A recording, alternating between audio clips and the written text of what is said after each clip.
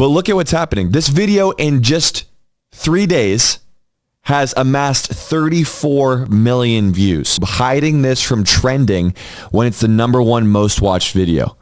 Imagine how many more views there would be if YouTube actually listed the video. I typed in YouTube search Joe Rogan Trump and this video never popped up. I mean, that's wild, right? And it makes you wonder, why would they do something like that until they got caught? Very simple. Because most of their funding is going to the author side. Don't get me wrong. She's putting herself out there fearlessly, facing down even her harshest critics. She's seeking out Republicans to find common ground. And unlike her opponent, she's not ducking interviews or cowering in safe spaces only with fawning audiences. No, she's showing us what a sane, stable leader looks like. She didn't go on Rogan because I don't know why, but she did go on Shay Shay. Interesting. And here's the video, but I'm just gonna go to the comment section. I think more people showed up for the comment section than the actual interview. Who else bought and straight to the comment section? The real MVP is Shannon's team for not turning off the comment section. Congratulations, Shannon. You just made history as the first interview to go to a staggering 20 minutes and 90 seconds without her mentioning Donald Trump. That's right, a brand new world record. What an incredible achievement. 600,000 people came to look at the comment. Okay, they're not stopping. I'm reading the comments and I just want you guys to know I agree up with it. Oh my god, I'm not supposed to laugh too much. I'm not supposed to laugh too much because the last time I laughed too much, that is when I got demonetized. Candidates go on shows and they say they're going to do this. They're not pandering. They're telling you, laying out their elaborate plan on what they're going to do. But it seems to you, when you promise it, if I'm president, this is what I'm going to do in the first 90 days. This is what I'm going to do. My administration is going to do while I'm in office. You're pandering. How do you get through to those that says, look, this is what I'm going to do. If I'm elected president, these are the policies, and they will lead to meaningful and impactful change. Well, part of it is just to be candid. I think that there's sadly a misinformation out there about who I am and what I've done, because if people are informed about fact, they will know that almost everything that I'm talking about doing as president is built on a foundation of work that I've been doing for years. If it is about economic empowerment of the black community and all communities, I've been working on that. As vice president, I am responsible for billions of dollars from big banks and big corporations, including technology companies, getting into community banks to increase access to capital for minority-owned and other small businesses. If you look at my work over a period of years, my focus again on something like maternal mortality is longstanding, which directly impacts black men and black women. Right. And the black family. If you look at the work that I am doing that is about small businesses, you know, the person who helped my mother raise us, who was a second mother to us, was a small business owner. I have always focused for such a long time on what we need to do, knowing that our small businesses are part of the culture of our community. I think you've done a lot of things, but you have to forget that we keep track records. We see your past. You were second in charge of California for 13 years. As California's Attorney General, Harris promoted enforcement of a law that allowed prosecutors to seek jail time for parents of truant kids. As a prosecutor and law enforcement, I have a huge stick. So I decided I was going to start prosecuting parents for truancy. I thought that was crazy.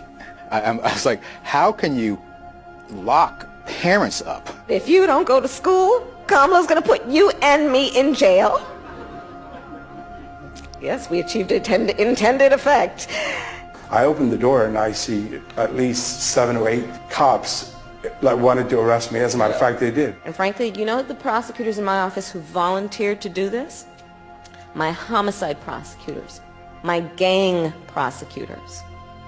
And they went over there and I said, when you go over there, look really mean. She had me arrested and prosecuted because my handicapped daughter was sick in the hospital and had missed some days of school. I learned that with the swipe of my pen, I could charge someone with the lowest level offense. That person could be arrested, they could lose time from work, and their family maybe lose their job. They'd have to come out of their own pocket to help hire a lawyer. They'd lose standing in their community. I lost my job and couldn't pay rent, and we got evicted. Weeks later, I could dismiss the charges, but their life would forever be changed. I became homeless. We had to move into a motel. All because of the swipe of my pen. I don't agree what Kamala Harris did to my mom, and I don't agree with what she's done to other parents as well. I mean, you can just do your research. Just write it. You will find a bunch of mumbo jumbo. So if you say, I did something very good and it worked, yes, you saved billions of dollars for California. Beautiful. Life is good. I don't mind that. But you left out gangster message. I can just cancel it. Weeks later, I could dismiss the charges, but their life would forever be changed. But you live in fear now. The message has been sent. You want to be that kind of president and you keep the track record hidden? I did a great job. I don't know. I see you with one eye. On a TV show, and he talked about defunding the Department of Education. Yes. Basically, we know that's going to affect communities like us that don't have the resources. And then because he says he doesn't, if they talked about slavery, which is a part of our history, that they're trying to cover up. Yes. That they're trying to cover up. They talk about racism. And he said, well, what we would do if they talked about it, they wouldn't get funding. And we know what communities are going to be most impacted by non-funding. And understand that they want to get rid of the Department of Education and get rid of Head Start. You know whose kids are in Head Start? They want to, it is, and to your point, and I'm so glad you pointed this out, you know, these are the same people who basically suggested that enslaved people benefited from slavery. The same people who are trying to ban and are banning books. Mm-hmm. And again, if we don't teach America's full history, we will never ensure that we don't make the same. Yes. If you want to help entrepreneurs and black people to have an interesting job, you need to teach them how to count, not the history. I'm not saying history isn't important, but you need to teach kids. These days, almost many black kids, they don't speak at a proper grade level. So even if you want to help them as much, but like the bank is going to help you with the money.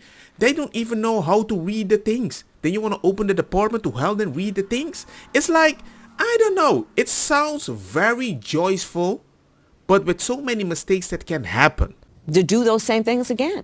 Let's learn from that painful part of our history to make sure we don't repeat it, but not by not covering it up. Let's have an open and honest conversation about it. It happened. And the effects of it. Yes. And the present day effects of it. I'm on board with that. When I was 7 and when I was 8, we already were learning about the history of what the Dutch people did to all the island. I'm from Curacao. I knew the Aztec, the this, Barabim, all the tribes. I knew all the name because they didn't want to repeat the history. It's a beautiful thing. But at that age, I already could write. I already could count. I already could multiply. So my idea is help with the base. Because if I say I'm going to cancel math class, you should be way more worried than history. And also stop obfuscating, because when you're talking about history book, you know in California, they ain't only banning history books. I think we both agree. I think we can all agree on this, that there is a problem with, I don't know how the correct term, I think it's undocumented. How do we get a hold on that, Madam VP? How do we make sure, because I think I've heard you say you want a path to citizenship, but we want to, make sure people come in and do things properly. Yes, that's exactly right. So first of all, I have personally prosecuted transnational criminal organizations for the trafficking of guns, drugs, and human beings. I have prosecuted the Sinaloa cartel. And also moms and dad, don't forget that. The Guadalajara cartel. So I put my record up to anybody in terms of how strongly I feel about having a secure border and making sure that there is not that kind of trafficking into America. I also know that we need to put more resources at the border, which is why I supported a bill that came about, including from the most conservative members of Congress. 3.5 years later, and even if you say they blocked it many times, you were there at the start. You could have done something executive. You could have said anything. Especially when you say you want to help the family, but you're also helping the crime that they're trying to escape. Tenían pistolas. Sí. They burned them with hot water. Damn. For her and her husband. ¿Por eso es que está tapada la cabeza? No, yo acabo de dar a luz. Incluso yo estaba embarazada, pero no. Yeah, when they burned her, she was pregnant still. Sí, 2 months ago. Yo nunca estuve. So she just had a baby. Nunca estuve tranquila. Si usted hace reporte, ask her if she wants to make a police report. We could. Solo tengo algunas evidencias de videos. She has video evidence. Ahí tengo la Really? un video cuando ellos rompieron el techo y el She wants to make a report, and she has video evidence, and they burned her and her husband with hot water, among other Yeah, things. they're torturing them to pay. Si usted hace un reporte, Let me go get something. le puedo hacer. She wants to talk inside to feel safe. Okay. I feel so bad for this family because generally when you come to America, you want to escape crime. And now you are living in a crime. Does that make sense? You get interviewed, you're going to give your human right, they're telling you everything is going to be okay. But she has to tell you, there's so many cops out here, I still don't feel safe. Come inside, because somebody in the passageway might be looking, might be snitching, and in a few days or maybe even later, they're going to bring there a cup of coffee again. Don't get me wrong, makosa kita bong. Put the fire na mi blonde, kush, hash, purple, skunk, criollo, colombici, jam, jam, turloqueta, verdetta, welcome.